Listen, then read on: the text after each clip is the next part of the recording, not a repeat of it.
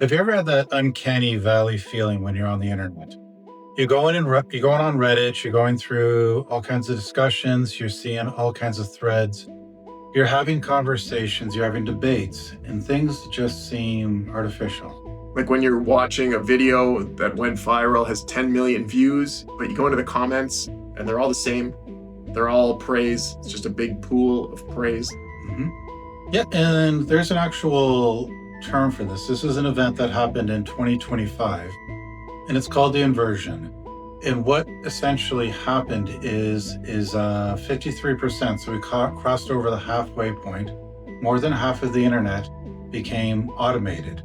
Humans and real interaction became the minority on our own super information highway. Really? So like, Yep. if I'm in a thread with 100 people, 53 of them are bots. Yeah, and on average, more or less. And here is the scary part. If it's a forum or a comment section that involves anything political, social, anything to do with the Iran war, that number jumps to about 85%. No way. Yeah, which is scary. So let's get into it. Listen in, lean back. Welcome to those are the facts. Cold case tracks, truth gone whack. Mysteries crack. Those are the facts. But this didn't happen overnight. It wasn't like a switch flipped and AI took over while we were sleeping. No, and the funny thing is the architects were us, humans. For 20 years, big tech has treated your life, your everything you've done on the internet, as like a data mine. Any kind of click, any video you watch, song you listen to, and to be honest, I think anytime you talk near a microphone that might be attached to a computer, it took all that. And it created a digital clone. I've heard about this. We're talking about neuromarketing, right? The stuff that knows I want a hammock before I actually want a hammock. Yeah, exactly. By 2024, the average person generated 1.7 megabytes of data every second. Corporates used all this info to create a digital twin of you that lived on the internet. And through this, they would pair you up with other groups of like-minded individuals, and they would create these audiences. And they would sell you not just products, but information. They would sell you videos and articles, anything that piqued your interest.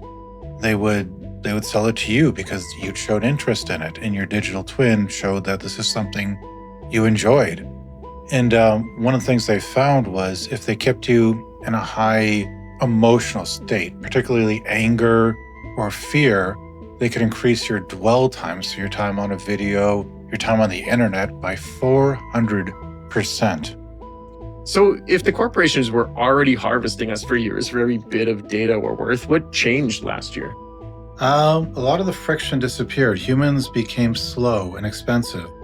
So having a worker actually go through and create digital profiles of people is very, very, very time consuming. So what did the corporations do? They did the same thing you and I do. They handed the keys to AI. They went to AI and they said, hey, AI, can you create profiles on these people? And AI took over that corporate goal of engagement at all costs and just automated it. I mean, if the goal is clicks, why hire a journalist to do and look for anything, and look for the big next story when you can get an AI to create a leak, so to speak, that generates 10 million clicks by lunchtime? In 2026 alone, over 100 billion in ad revenue was flowing through a vacuum. Clicks from bots on contents made by bots just to satisfy an algorithm owned by a corporation. It's just like a money machine. Yeah. It truly is. It's and completely fabricated. Yep. And this isn't really just about selling us junk that we don't need. It's moved to a more dangerous arena. It's moved into the crosshairs of the Iran conflict. Yep, and there's an actual name for this. This is the era we're in, the post-truth war. Oh, I like that. Yeah, in early 2026, when tensions hit the breaking point in the Strait of Hormuz, did I say it right? Hormuz. I'll say it again. In early 2026, when tensions hit the breaking point in the Strait of Hormuz, the internet manufactured 1,000 versions of reality. Within hours, 40,000 unique AI-generated combat videos and images hit the web. And these aren't obvious fakes. Like, they've got the right number of fingers. They look like real-time combat footage. Right. State-sponsored AI takes satellite imagery of Iran, just a boring old image, they use it to create a high-definition AI video showing an explosion just to trigger the Western algorithms. They want to force a military response before intelligence agencies can even verify the metadata. I've heard that in the Iran sector, 70% of social media engagement is non-human. So we're literally watching a war being voted on by machines. So the internet's being flooded with fake war footage and corporate garbage. Does that eventually break the machine? There's a name for that. It's called the model collapse. If nothing else, AI needs clean data to stay accurate.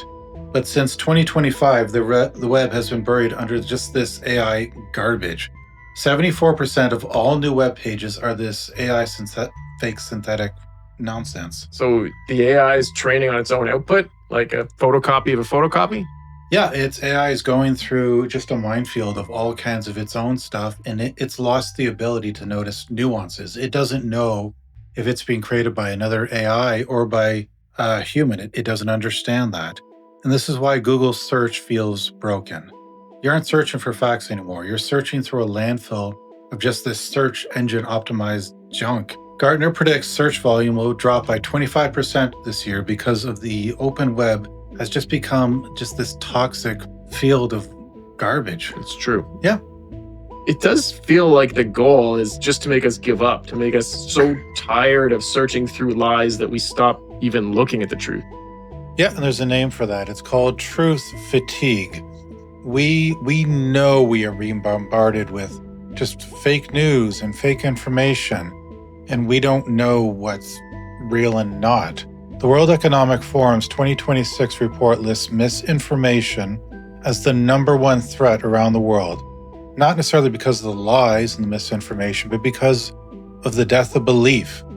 We don't know what's the truth and what's a lie and what's sensationalized. The question is not what is fake or misinformation, but what on the internet is even real anymore.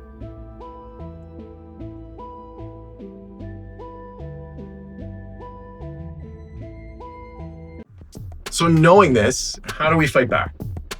Honestly, I think it's the human factor. When you are on the internet, we get a certain sixth sense. You notice when things just don't read right. AI has a certain voice. It has a certain very organized way of speaking, and humans don't speak like that. We're messy. We misspell things. We use the wrong there. We do things. We do run-on sentences. We do those things. Look for those things and look for those humanized things. Those are the only way you're ever going to be able to filter through all the garbage and try to understand. Try to filter through the nonsense and see the real facts. So as long as we're talking, yeah, the inversion hasn't happened yet. It hasn't fully 100% yet. Not yet. That's our creepy take on the Iran war and the inversion of 2025. Let us know what you think. Write it down in the comments below. Please like and share and absolutely subscribe. It helps us out so much. And we'll see you for the next creepy theory. See you then.